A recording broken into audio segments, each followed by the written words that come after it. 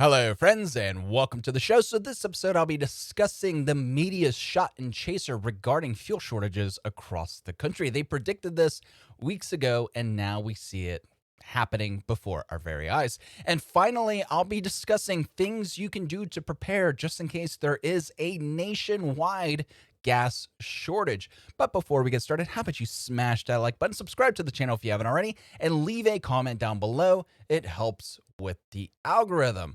So both of these articles are from the Daily Mail. The first one is from April 28th, 2021, 2 weeks ago, more than a week before the Colonial Pipeline hack. Keep that in mind. Summer travel plans for millions could be thrown into chaos by gas shortages after tanker drivers abandoning their jobs to become Amazon delivery guys during pandemic. That is one of the most sexist headlines I've ever read. Amazon delivery guys. There are female truckers. There are Amazon delivery women. Why not just call them Amazon delivery meet popsicles or humans? I joke. Summer travel for millions of Americans could be interrupted by gas shortages. Some states have already reported outages, including Florida, Arizona, Missouri, and Nevada.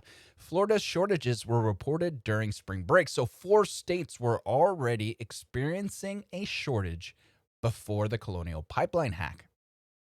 The National Tank Truck Carrier said between 20 to 25% of tank trucks have been parked because there aren't enough qualified drivers. A lack of truck drivers doesn't just cause a gas shortage, it also causes hardship for those convenience stores connected to gas stations. Jeff Leonard, spokesman at the National Association of Convenience Stores, said people aren't going to stop in for a sandwich if you don't have fuel. Well, you know what's going to happen if you also don't have fuel? Trucks delivering from Walmart warehouse to that Walmart food, that's not going to happen. So even if people have to walk to the grocery store, if there's not food on the shelves, people are going to starve to death.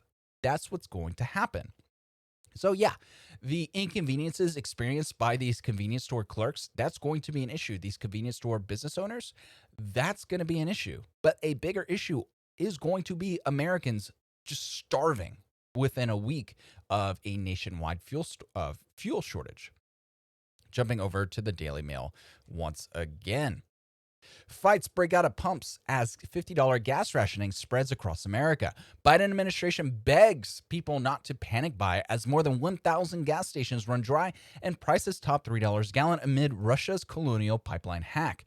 A ransomware attack on key Colonial Pipeline is spurring a fuel crisis across the Southeast. A brawl broke out at a marathon station on the outskirts of Raleigh as frustrations boiled over on Tuesday. In Metro Atlanta, nearly 60% of all gas stations are dry. 60% in Metro Atlanta.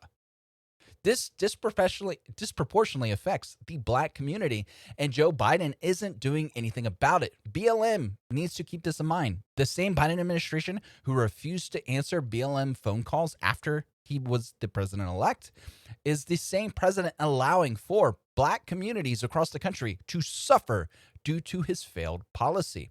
And 24.8 of all stations in North Carolina are dry. And the reason why I say it's his failed policy, remember yesterday as I discussed this, that the Biden administration doesn't see this as a federal government issue. They see this as an issue with a private business. So even though this private business being victim of a ransomware attack, so imagine if your kid is kidnapped, the FBI automatically has jurisdiction. So you have a critical piece of our fuel infrastructure being hacked by a hacktivist group or just a criminal hacker outfit. And the President Biden and the federal government says, oh, well, that seems to be a private matter. Imagine if your kid was kidnapped and President Biden came out and said, well, the FBI is no longer going to be involved in kidnappings because that seems to be a parent matter. It seems to be a local matter. That's bananas. Parker's gas chain in Georgia and South Carolina is limiting customers to $50 worth of gas each. The Biden administration is urging motorists not to deepen the crisis with unnecessary panic buying. The national average of gas now exceeds $3 for the first time since 2014. Remember, former Vice President Biden. Who was the vice president in 2014? Well, then Vice President Biden. That's bananas. Colonial, which is based in Atlanta, Georgia, has not yet said whether it will pay off the hackers. Russian President Vladimir Putin on Tuesday denied any involvement with the attack. That's bananas. So here you see a photo of the fight breaking out. There was actually a video, but I think they turned it off. Actually, it might be right here. Let's see. Nope, something else. So you see the people fighting right there. It's a man and a woman. You see long lines at the Costco line or gasoline.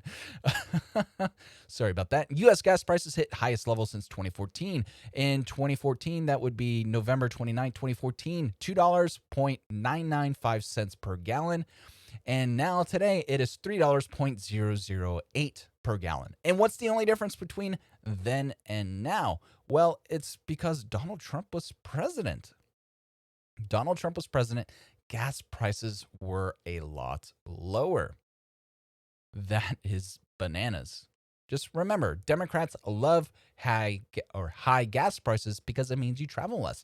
That means the Green New Deal essentially limiting you from traveling, from you having fun, you going on vacation. They want you to stay at home as they jet set around the world on their private jets because they're better than you are. Pipeline outage hits Southeast the hardest. A color-coded map shows how the government separates out petroleum using regions. They share common infrastructure like pipelines, refineries, and ports. The Southeast region, marked in bright purple, is particularly vulnerable to the Colonial Pipeline outage because it's not near many other gas facilities. It's bananas what's going on there, guys. So why am I talking about the second and third order consequences? It's not about convenience stores. It's about everything else. So this is an article. This article is 6 years old from the Modern Survival blog. When the trucks stop, it's over. Systemic risk. I guarantee that most ordinary folks have no idea that if trucks stopped rolling all across America, within a short period of time, nearly all Americans would be in a life-threatening situation from major delivery shortages. 70% of all freight that is moved in the U.S. is done so by truck. We depend on that stuff for our survival.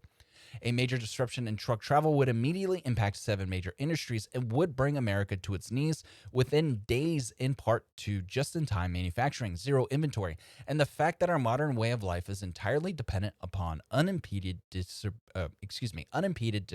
chains. The other day we had to make this is just he's editorializing there. So, severely impacted from truck stoppage. The food industry, severe shortages within 72 hours, especially of perishable items. Panic will make shortages worse. Clean drinking water will run dry every 7 to 14 days. All water treatment plants receive chemicals by truck to make drinking water safe. Healthcare.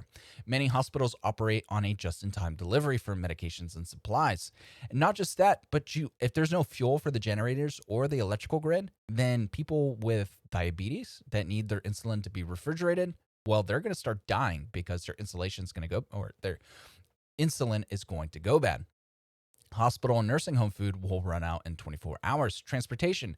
Gas station fuel will run out within 24 to 48 hours. An average gas station requires delivery every 2.4 days. The subsequent fuel shortage will ripple to all automobiles and vehicles, which will no longer be able to transport people to work. Police, fire, rescue, mail package delivery, garbage pickup, public transit. Airlines and air cargo will be grounded due to lack of supplies. You already see this happening in North Carolina, where they're adding fuel stops for long-haul flights out of North Carolina.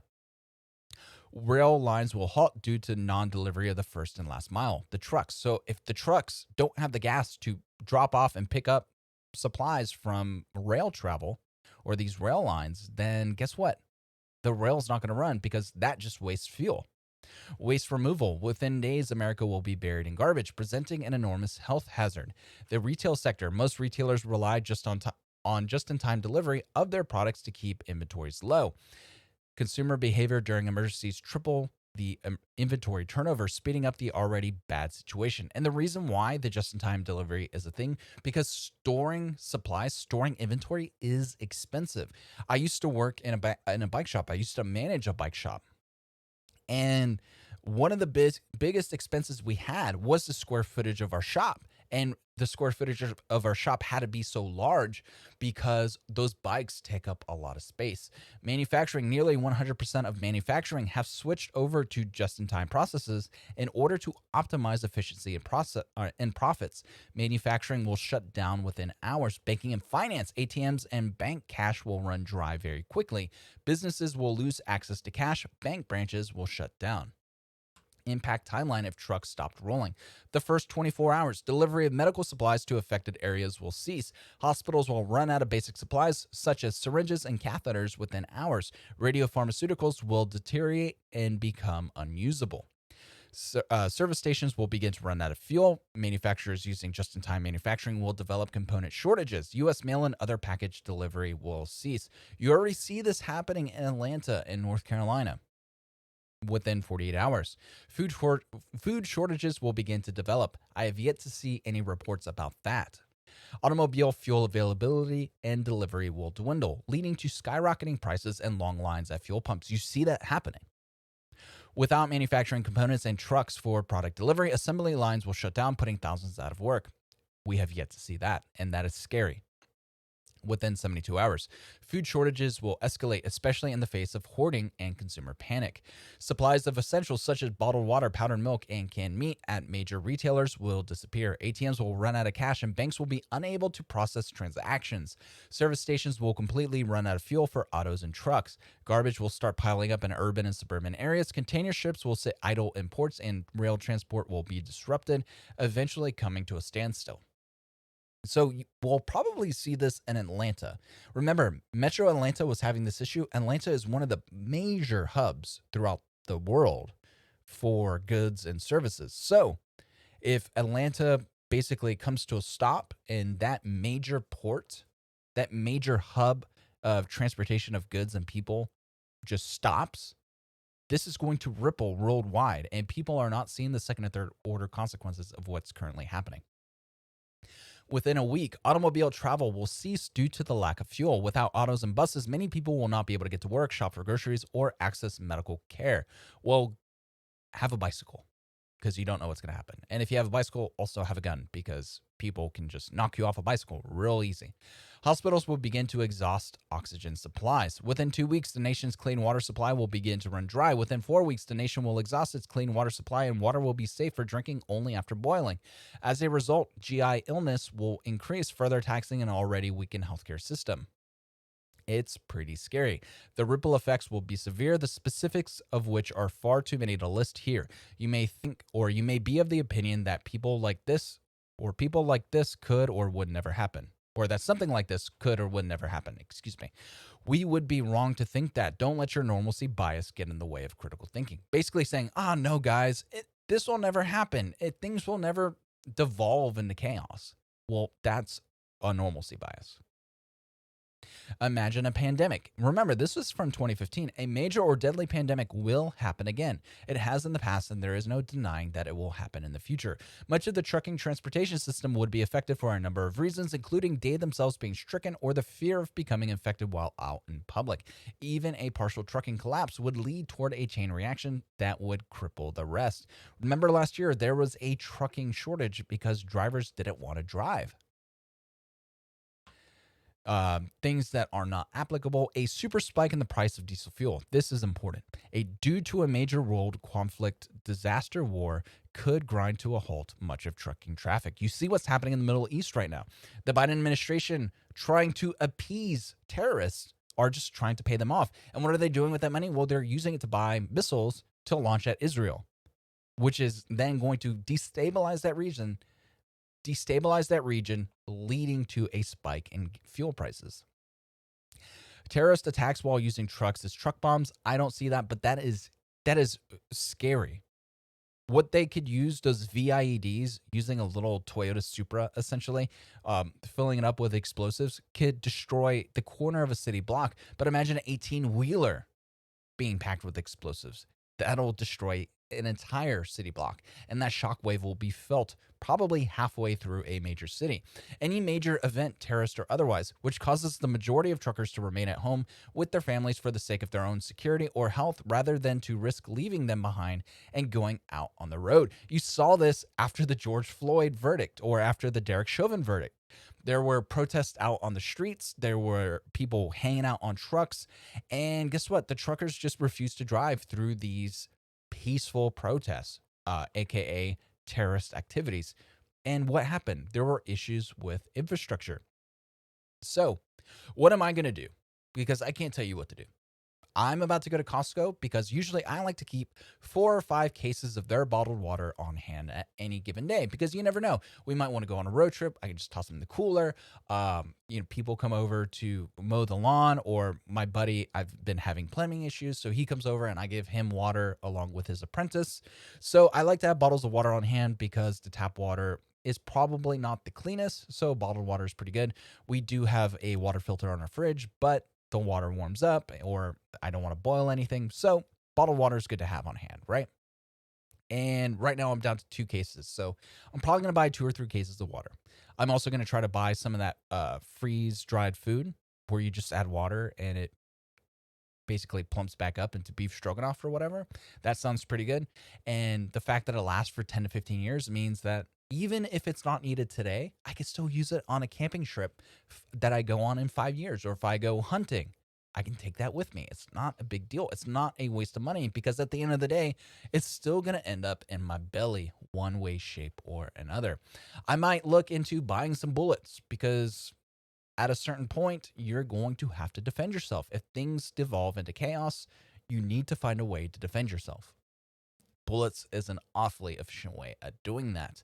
And finally, the last thing I'll probably get is like a 5 gallon fuel can, and I'll fill that up. I'm not going to go crazy. I have a fuel efficient vehicle. It gets 40 miles a gallon. So 5 gallons gets me to basically in the middle of nowhere in Texas. And if things get real bad, we'll just drive into the middle of nowhere and survive that way. Because at the end of the day, I don't want to be part of the problem, but if things get real bad, it's best to get out of the big city. I live in the middle of a big city, so I want to basically have my family the best chances for us to survive if things go chaotic, if things just go nuclear where we live.